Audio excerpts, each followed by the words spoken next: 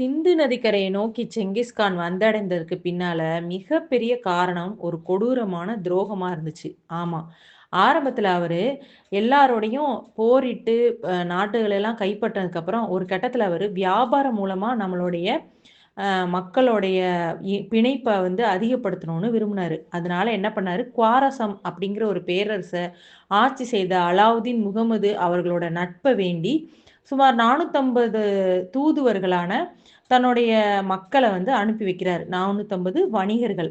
அவங்கள போய் அங்க போய் வியாபாரம் பண்ணுங்க அப்படின்னும், நீங்க போய் சொல்லுங்க என் பேர சொல்லி, அவங்க கிட்ட சமரசமா வியாபாரம் நோக்கத்தோட வந்திருக்கோம்னு சொல்லுங்க. ஆனா, அங்க உள்ள ஒத்ததாரன்ற ஒரு நகரத்துல உள்ள ஆளுநர், அவர் வந்து வந்து பேராசை காரணமாக இந்த உளவாளிகள் எல்லாத்தையும் பொய்யா, அதாவது இந்த வியாபாரிகள்லாம் உளவாளிகள் அப்படின்னு பொய்யா குற்றம் சாட்டி கொன்னுறாரு. அந்த கொன்னதுக்கப்புறம், அதுக்கப்புறம் தான் அந்த அரசருக்கே தெரியப்படுத்துறாரு. அந்த அரசர் என்ன சொல்றாரு அப்படின்னா, எதற்காக கொன்னீங்கன்னா, இவங்கலாம் வந்து செங்கிஸ்கானோட உளவாளிகள்னு நம்ப வச்சுறாரு.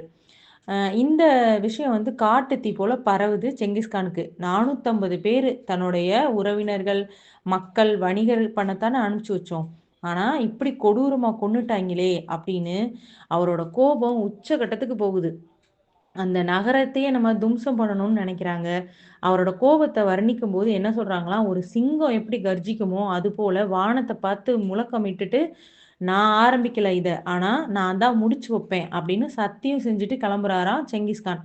அங்க போயி அந்த அந்த குவாரசம்னு சொல்லக்கூடிய அந்த நாட்டையே துவம்சம் பண்ணிர்றாரு. அதுக்கப்புறம் அந்த மன்னன கொன்னதுக்கப்புறம், அவருடைய பையனான ஜலாலத்தீன் மிங்பூரு அந்த குவாரசம் பேரரசோடைய இளவரசன். அவன் வந்து என்ன பண்றான், இவங்களெல்லாம் தாக்கு பிடிச்சு சண்ட போட்டு, அதோட தப்பிச்சு வேகமா எங்க போறான்னா, இந்தியாவ நோக்கி இந்தியாவுக்குள்ள நுழைஞ்சுறான். சிந்து நதி மூலமா. இவங்களும் பின்னாடியே சிந்து நதி வரையும் விரட்டிட்டு போறாங்க.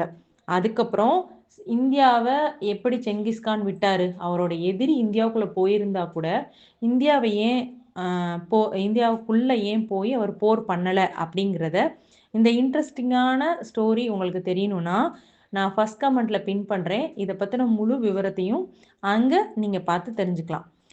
இந்த பதிவு உங்களுக்கு பிடிச்சிருந்தா like, subscribe rams cartoon Tamil.